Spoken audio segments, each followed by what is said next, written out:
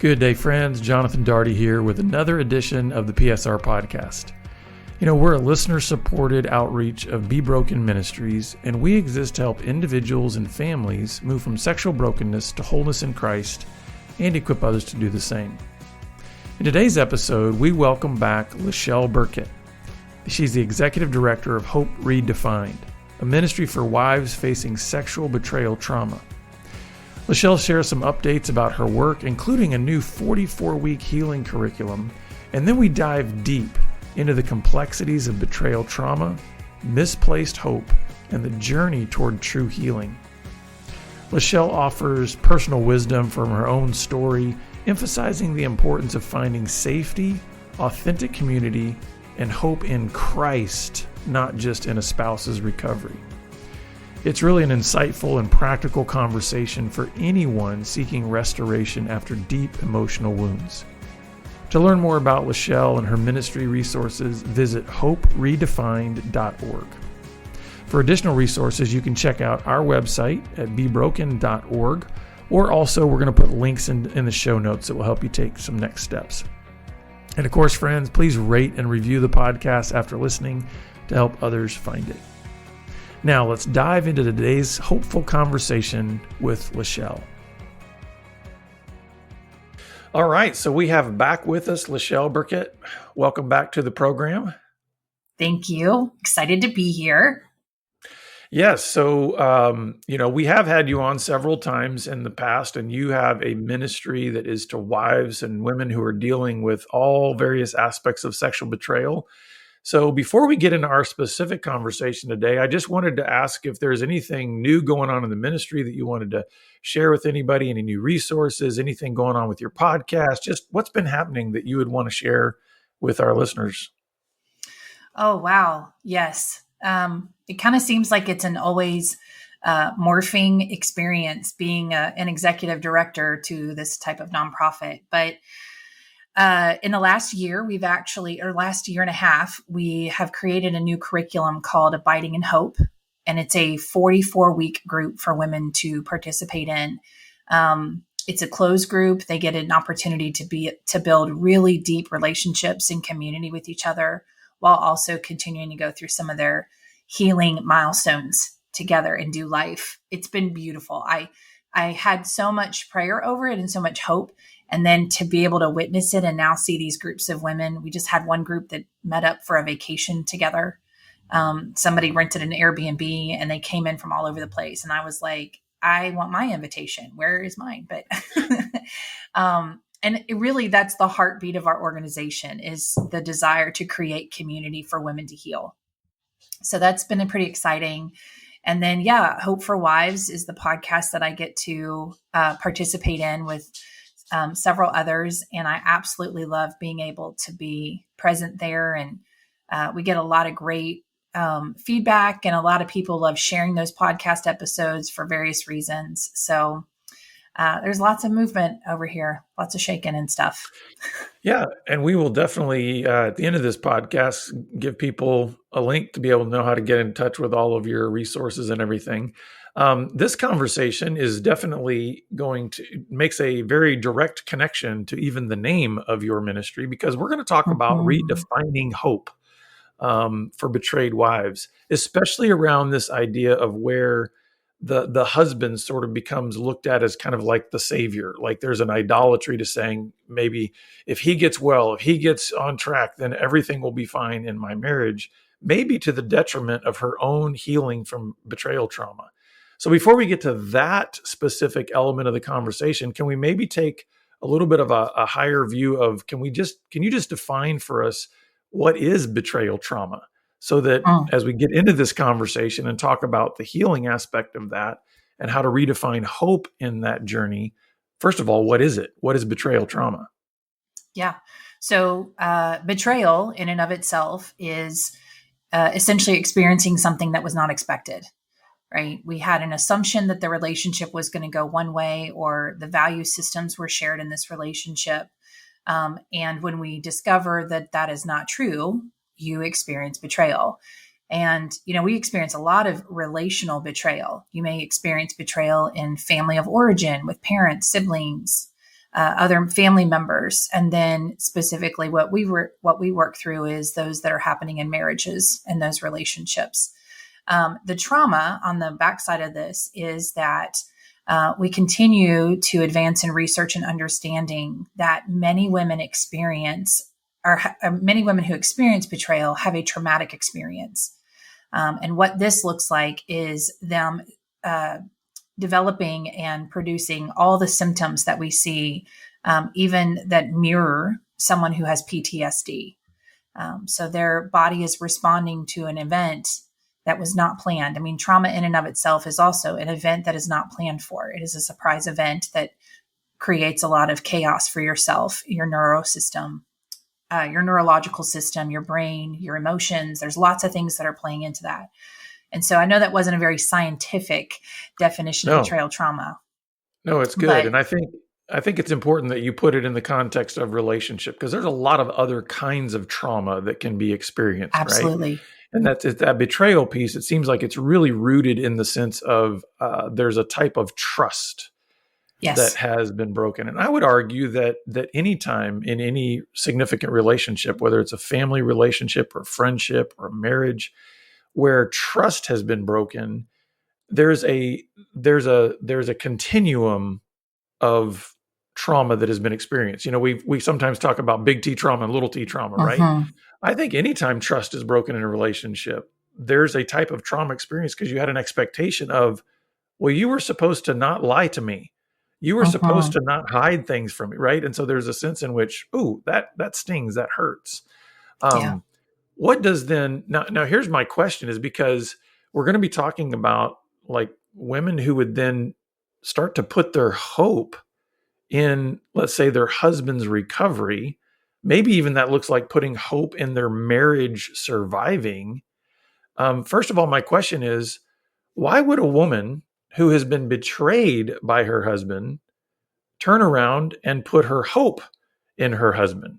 It seems almost, I don't mean to use this in a medical way, but it seems a little schizophrenic, right? Like, wait a second, you've betrayed the trust, and now I'm going to say, but I'm going to hope that you would fix all of this. What's going on there? Well, I think that what's oftentimes going on there is there's maybe a twofold. One, there still is an element of not understanding, where does my safety come from? And so we live in relationships, especially our marital relationships, and that is our person. That is our safe place.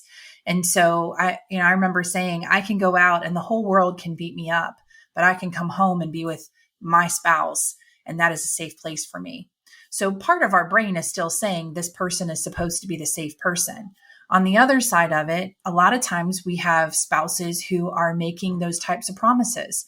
I'm not going to do this ever again. I can see how much this has hurt you, and I didn't realize that my pornography use was going to hurt you this way, and I'll never do it again. And so we're so desperate for that trust to be restored, we go for it. And we're like, yes, he's going to fix this. He broke it. He better fix it.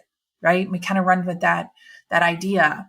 The other thing I'll say is I've come to realize for myself that rebuilding trust in relationships was never taught to me. I didn't have a class in high school, college. Like, nobody's teaching you how to rebuild trust, right? I remember having friendships and trust was broken in elementary, middle, high school. And so then what do you do when trust is broken? You just stop being friends with them. Right? Or maybe you have familia relationships and trust is broken, and your solution to that is, I just avoid them. I will tolerate them to a certain extent, but I will avoid them. And so those are kind of, I think, the ways that broken trust in relationship is modeled in how do you handle it on the backside of that. And that doesn't work in a relationship that is a marital relationship and includes children and a future and joint, all the things that. And so this is part of what I think most of women are trying to do, is repair that trust and assume that they need to give him more. Like, I can give you my heart back really quick because you're going to go fix it. Yeah. And I can see that definitely being a response for wives whose husbands say, I'm sorry, I'm going to, I recognize that I've hurt you and I'm going to get into recovery and I'm going to do all these things. Um, and I can see the temptation then to say, oh, good, because there's just, I love the way you put it. Like, that's my safe person. And I Yeah. think even the way that God's designed marriage, it's meant to be this deeply intimate. It truly is an exclusive, like no other kind of relationship that we're supposed to have, which is also, I think, why the pain of that Yes. betrayal goes deeper than any other kind of betrayal that you can experience. But what is the better way? And I know we're starting to kind of narrow down the wife we're looking at, and we'll broaden it out in a second, but we're kind of narrowing it down to the wife who has a husband who says, I want to get on track, I want to make this work, I want um first of all, talk about maybe where there is some goodness and maybe rightness in trying to hope for your husband's recovery, but where that is dangerous to put your hope in his Hmm. recovery for your own personal healing. Yeah. I think that the goodness part, we'll start there, is, um, I couldn't imagine in the early years of our story, like me realizing what was going on, him saying he was going to go to group and do these different things that he was trying to find resources to find healing. I can't imagine me sitting there being like, you're such a loser and you'll never do anything right. Like, there's nothing about that was going to heal that relationship. I very much, and I think a lot of young brides, I will speak to them specifically, understand the assignment of being someone who cheerleads, advocates, encourages, believes in their spouse, right? That we can do hard things because of who we are as a team. And so that's where I see a lot of women trying to put that encouragement out there and trusting him with the possibility of him finding a solution to my bleeding, really is what it is. Well, the way that I'll just use my own personal story to kind of describe this. So here I am, late 20s. We'd been married almost 2.5 years when our story came out. He confesses because the church is offering a men's group and says that he wants to go join the group. And I'm like, okay, first of all, I'm shocked. I didn't know there was a problem. But second of all, good for you. Look at you taking responsibility and going to group to get help. I truly thought in my heart of hearts that was the last time I was ever going to talk about it with him. I thought he would go to group. I thought he would find some sort of fix and the temptation would go away. I did not understand the concept of addiction at all. And I think that's another piece to this for a lot of women, is that they may not understand that it is a true addiction. They just think it might be a bad habit. Right. And that thought process can be formulated by lots of things that we could go into, but that they've just assumed it's a bad habit and he doesn't want to do it. So he's not going to anymore. Yeah. Right. And so in going back into my own story, he starts going to this group and I start to put my hope in this group. And I'm pretty sure, let me just say this. I'm assuming that he's going to go to group and that group is going to talk to him about my experience, my heartache, my pain, and they're going to teach him how to come home and heal me. Right? Well, guess what? About 2.5 months in, the group is really dumb and everybody in that group is dumb. And he doesn't even know why he keeps going. So panic starts to set in for me because I'm not healed yet. What do you mean this group is dumb and you don't want to go anymore? Right? Then the book comes out. Well, I found the book. I'm like, look at me. I'm doing so good. I bring the book. Here's a book about healing from betrayal. He never reads the book. So I am starting to spiral. I do not know what to do. I'm not healing. I don't feel better. He doesn't really know what to do in his defense, right? He's oblivious, but he's also not doing the things that I think he should be doing in order to fix this, right? So then we step into a pastor's office and we talk to them about the support. And the pastor offers to meet with him if he would like to do that. My husband decided he didn't want to meet with the pastor, so never followed through with it. Now I'm panicking. Now I'm mad at both my husband and my pastor because nobody's figuring out how to fix me. But I don't have that clarity. I can't say that I'm running around telling everybody to fix me. What I continue to say is fix the problem. Why Mm. are we not fixing the problem? Because the problem is what is impacting me. Right. And so it's not me necessarily walking around thinking I have a problem. It's this thing, this behavior in our relationship is the problem. And so we got to get that under control so the relationship will find some stability and then I will start to feel better. But that isn't really the math that we're experiencing. And Mm-hmm. so we continue. And for me, I did it for many years. I remember he got an accountability partner. I was like, yes, that's the secret sauce right there. Accountability partner is going to tell him how he healed his wife and how he did all the right things and stayed away from this decision and choice. And that will in turn be translated and given to me. Right. And I remember even reaching out to one of his accountability partners' wives and being like, how did you do this? And she's like, well, he's just done a good job. But there was no real clarity around that. And so it left me feeling very empty and lost. Mm. Yeah. Well, thank you for sharing all that. Now, as you're saying a lot of that, I'm thinking, there's a lot of similarities. I don't want to get too far diverted by this, but there's a lot of similarities between where a wife may misplace her hope and where a husband who's trying to get into recovery can misplace his hope. Because a Yeah, lot of times he's looking at, well, that counselor is going to fix me. That group is going to fix me. That book is going to fix me. So I'm seeing a little bit of similarities into where we're yeah, trying to put hope into something that really can't deliver what we are hoping it would deliver. And obviously, even for the wife who's experienced that betrayal, we're talking even narrowly right now about her putting her hope in her husband's healing in order for her to get well. But aren't there a lot of other places that a betrayed wife could put her hope as in a misplaced way? I mean, what are some other absolutely. ways in which she could put hope into something that's not really going to deliver what she needs? And then we'll talk about, like, what is the target? Like, what is the aim that a woman who's experienced betrayal trauma needs to have so that she really can heal? Yeah. But what are some other Well, misplaced yeah. hopes? I would say that I've seen women misplace hope in themselves. If they can be more, be better, work out more, be less annoying, whatever, they're going to come up with some sort of agenda for themselves that they need to be. That Or be is, super spiritual and say, if I could just forgive him and say I trust him and yes, all those kinds of things, right? absolutely. Yes. So there's a lot of times you'll see the misplaced expectation or hope put in themselves that they will figure out how to fix this.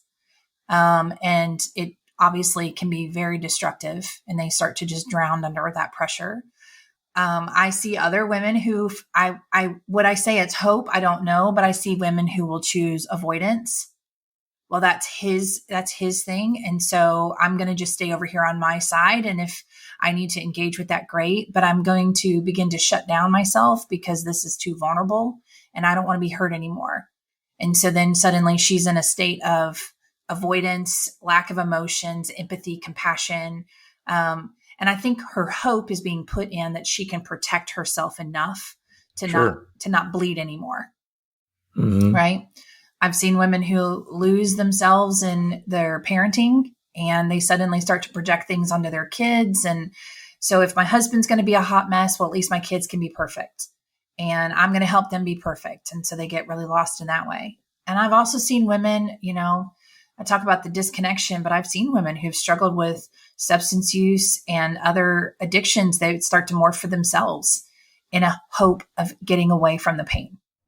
Yeah, I've even seen what we might call like retaliation affairs. Like Oh, I'm going to right. go put my hope in my boss or in my hope in this other person, so obviously, uh, betrayal trauma, when we put those things together, there's a very real effect that it has. And I think one of the effects that it has on women really is that there's a lot of just chaos that's going on emotionally, mentally, and it's part of that trauma response. So what is, for lack of a better way to put it, maybe what is then the goal or the target that will really help a wife begin to heal from that betrayal trauma? If all these other things are misplaced hope, where can she start to find some of that security and that grounding and true hope for being able to heal, and not having to live with this false idea that she will never heal from this or it will never get any better for her? Mm-hmm. Well, I think I want to answer that question a little with a little diversion about like continuing to help explain what the heck is going on with me, right? We're asking that question of ourselves as we start to feel these out of body experiences and the trauma is rampant and it's really happening. We're trying to minimize it. We're trying to ignore it. We do lots of different things with it. The very foundation of the way that we approach healing, and this is specifically from the APSATS model, the NPTM model, is the first stage we call is safety and stabilization. And so I just want to give women some language for themselves and understanding that oftentimes, most, if not 95% of the time, the reason you're choosing to put your hope in something else is because you cannot find safety. If you could find safety, then you would feel like you were more stable, right? And so this is why we're doing that behavior. We're seeking safety. We're trying to do whatever we can to restore safety within our environment. And it's not always good. It's not always a good choice. Yeah. One of the things that comes to my mind is even the way that God has created our bodies. If you think about it, the way the body is most at rest or it's functioning properly is when there is an equilibrium. You could almost make it a synonym of safety. In other words, the body is balanced. So when your brain is balanced, when your organs and the way all those systems are balanced, there's a sense of rest in your body, like you're functioning well. Well, obviously, when trauma kicks in, everything gets thrown out of balance. And first of all, I think it's important for all the wives that are listening to know that is actually a normal and right and good response of your body. It is a warning system saying something has, quote unquote, attacked you. Like and so there's a response that's telling you, find safety. You need to find equilibrium. You need to find, and so where then can a woman go to start to find that safety in a healthy way? Because obviously her husband, even if he's doing well in recovery, he's on his own journey of disequilibrium, right? And really, if you look at, so I just want to ask you, where then can she go to start to find some of that stabilizing safety and equilibrium for her mind, for her emotions, even for her will of like what she's going to do next? Yeah. I think the way I'm going to answer this question, Jonathan, is through a personal journal time that I had done with the Lord, specifically around the story of the woman with the blood disease. And so this one morning I was reading it again. I've read it multiple times. And as I was reading the story, I felt a stirring in my spirit to look at the similarities that I, as a betrayed wife, had with this woman who had a blood disease. Because the truth is that she is navigating something that she never asked for. She did not want this blood disease. It was not a choice, right? And so much of my story was never a choice of mine.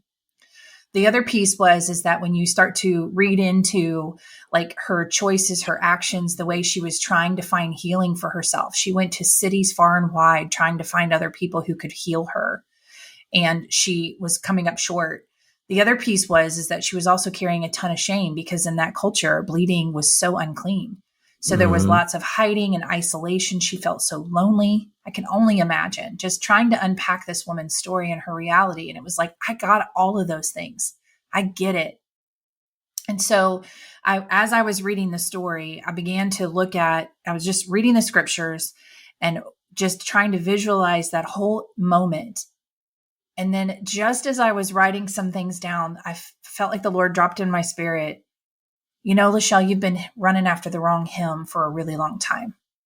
And I sat with that for a moment. And what I realized is that for so long, I was reaching for the hem of my husband's garment. I was desperate for him to heal me somehow, some way. And the truth is that he was never named healer. He was given his own name, right? The only one who was ever named healer was the Lord. And so it was this invitation for me to consider, will I go and reach for the him that can actually heal me?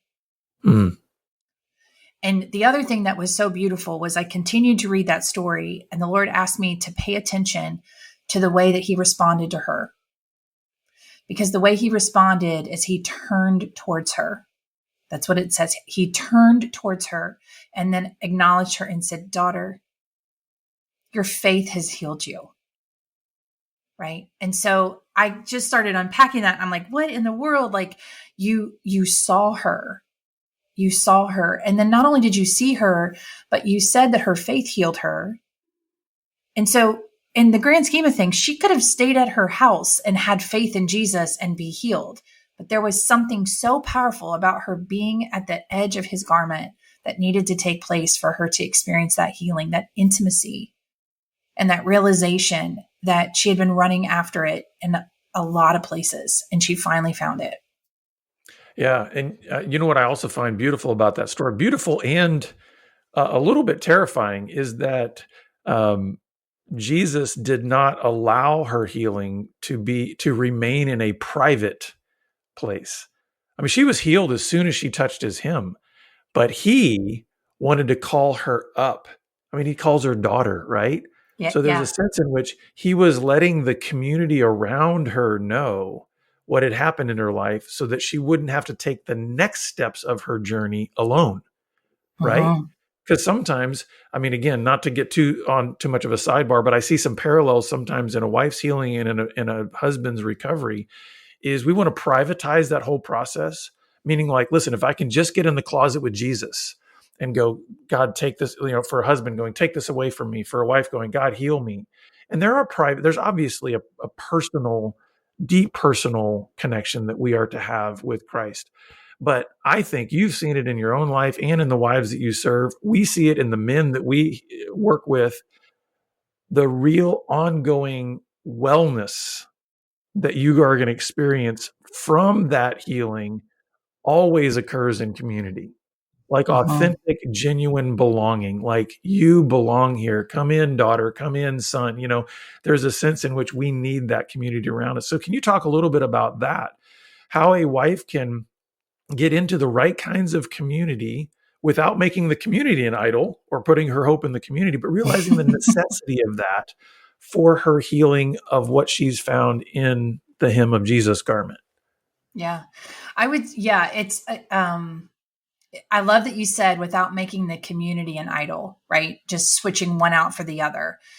Because that is a place of caution that I would encourage any woman to say, our stories are different. Our Mm-hmm. healing journeys will be different. You know why? Because God is creative and he knows you so intimately that he knows that my journey and your journey are not going to fit each other. He is so committed to being that present and intentional with each of us. So I always encourage women as we start groups or anything else, like, hey, you get permission to be right where you are. And so I would encourage listeners to find a community that allows them to be right where they are, that they don't have to be less or more, that they get to just walk where they're at that moment and know that that is still safe. So that way, if they show up as a hot mess, today they're a hot mess. And tomorrow they may be like joy filled and painting rainbows. Who knows? But at that moment, they need to be able to be as authentic as possible. I think that's what holds us hostage is the inability to be authentic. We continue to keep trying to show up and be comfortable for other people. And we need to be able to find that sacred space and community that we can be true and honest. Yeah. And obviously that's one contextual element to a wife's healing. But I want to go back for just a second on really the story that you shared and how that journaling experience was for you was so powerful. But I'm thinking there's probably some wives out there that are going, Lyschel, I'm hearing you ultimately say that the true hope that I'm going to have in my recovery is going to come in Jesus. But she might be asking, but well, what does that look like practically? It's like maybe this is a wife who she's been in the church, maybe she's been saved for a while, or maybe she understands a little bit of what that means, but maybe not know how to really apply that to the betrayal trauma that she's experienced. So can you try to help a wife make maybe a little bit more tangible connection to Uh-huh. what that hope in Jesus looks like for her when she's a hot mess, when she's feeling like her whole world is spinning out of control? What might that look like in a more practical way? Yeah, we get to talk about this and unpack this actually we do a retreat twice a year for wives. And we do talk about those practicals, right? It's good to have the ideas, but what does this really look like? And at the retreat, I typically draw a triangle on our dry erase board and I put me, him, and God. God's at the top of the triangle and he and I are at the bottom. And I walk them through my own story about how I was on his side of the triangle for so long because I was adamant and sure that I needed to be over there on his side, managing lots of things in an effort for him to find healing. Because again, the direct result of that healing would then be meaning that I heal. What I've come to understand is regardless of what my husband chooses to do, I get to heal because I am a daughter of the King. Jesus died on the cross for me as an individual. He did not die on the cross for my marriage. And, we've talked a little bit about that marriage has become an idol in the Christian church, even in our Christian communities, that is the end all be all. And unfortunately, that's not true. It's not true. Right. It's just a symbol. And so what does it look like for me to go back to my side of this triangle and do relationship with the Lord? Also knowing that there is the bottom part of that triangle, which is relationship with my spouse. And how do I walk in understanding healthy boundaries and what should and shouldn't take place? So some of the tangible things that I tend to encourage women to consider is the first one is usually the hardest is consider grief. There is so much value in being able to sit with the Lord and tell the truth about your reality and the hurting and the brokenness. And he promises over and over again in his word that he will be close to us. In Psalm 34, it says that he is close to the brokenhearted and binds up their wounds. And I remember one time realizing that I've never confessed that I'm brokenhearted. I could not. I struggled to say I was brokenhearted because being brokenhearted to me translated to weakness or vulnerability or a need. And I am a person who is going to live in self-sufficiency and have no needs. And P.S., I've also lived in an environment and world that my needs weren't necessarily met, right? Mm-hmm. And so what's the point of telling the Lord that I am broken when I don't assume that he's going to do anything with that anyway? But that's not what that scripture says. It says that he is close to the brokenhearted and binds up their wounds. So when you as a partner begin to sit with that concept of grief and understanding the brokenheartedness, telling the truth of your story to yourself and to the Lord, there is that moment, there's that comfort that comes with knowing he's going to bind up those wounds. So I love being able to walk women through pieces like that. I love helping them rebuild their relationship with the Lord.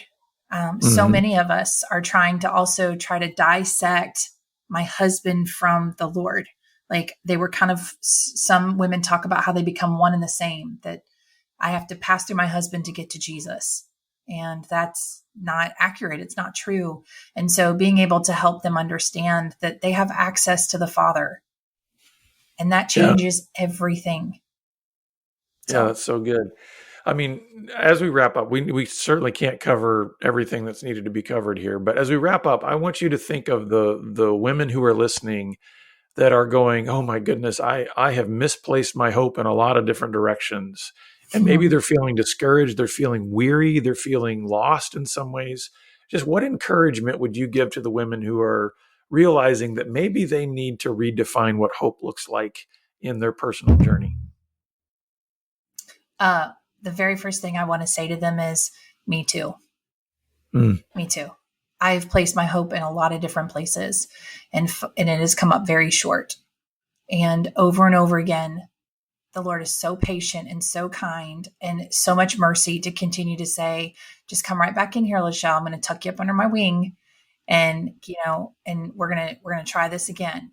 So that's one of the things I'd say, me too. P.S. The Lord does redos. He's not tired of, mercies new every morning.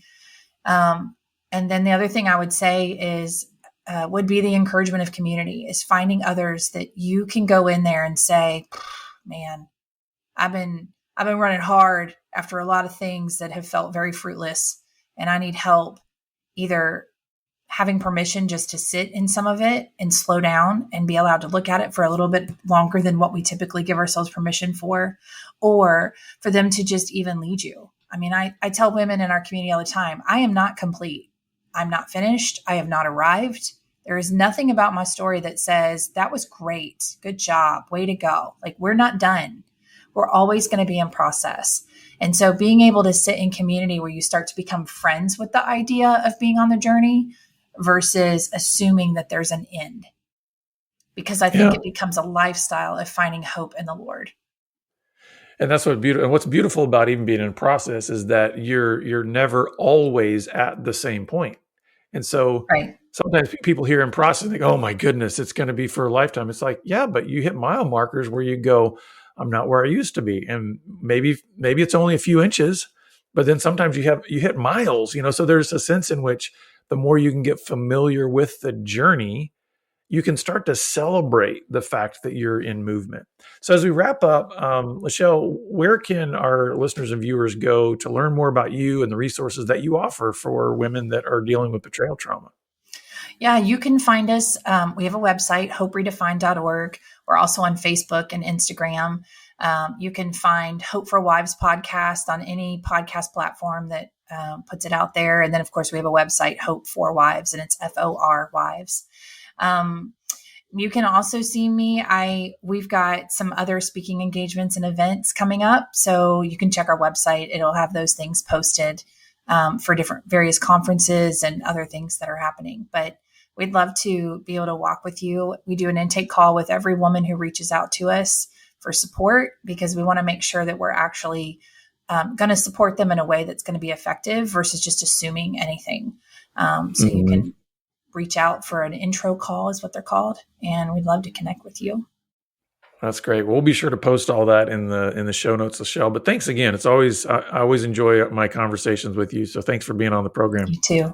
Thanks, Jonathan. I appreciate it. Yeah. Well, listeners and viewers, be sure to check out the show notes, because we're going to put all those links in there to help you take your next best step towards wholeness in Christ. And so we're always glad that you're with us, and we look forward to seeing you back here again next time on the Pure Sex Radio program. Take care. Pure Sex Radio is paid for by Be Broken Ministries. Visit us online at puresexradio.com.